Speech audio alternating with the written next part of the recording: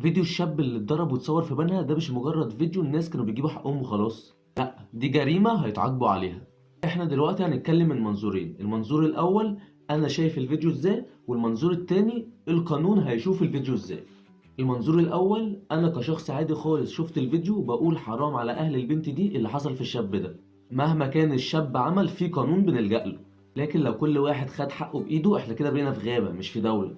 عندك دولة فيها قانون، لو اهل البيت عندهم حق كانوا يروحوا للمركز اللي تبعهم، لكن كده حقهم راح وهيتجازوا على اللي عملوه.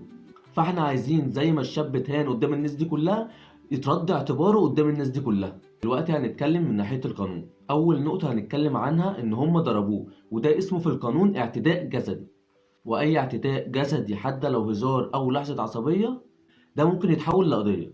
القانون ما بيقولش معلش اصل هم كانوا متعصبين لحظة شيطان هنعمل ايه بقى. لا القانون بيقول دول ضربوه واحتمال كبير يكون في اصابات وفي شهود وتصور ونزل على السوشيال ميديا. تاني حاجة ان هم صوروه والفيديو نزل على السوشيال ميديا، ويا ريته فيديو عادي، دول لبسوه بدلة رقص ولففوه البلد كلها، ودي جريمة لوحدها. اخطر حاجة ان الغلطات دي بتتحسب في دقيقة بس بيدفع 8 سنين. انت ممكن كلمة او ضربة بسيطة او فيديو تصوره لحد من غير اذنه، كل دول ممكن يدمروا مستقبل بني ادم. وقول لي ايه رأيك في اللي بيحصل على السوشيال دلوقتي، ويا ريت لو اي حد عندهم البلد شاف الفيديو ده يكتب لنا في الكومنتات ايه التفاصيل اللي حصلت بالظبط.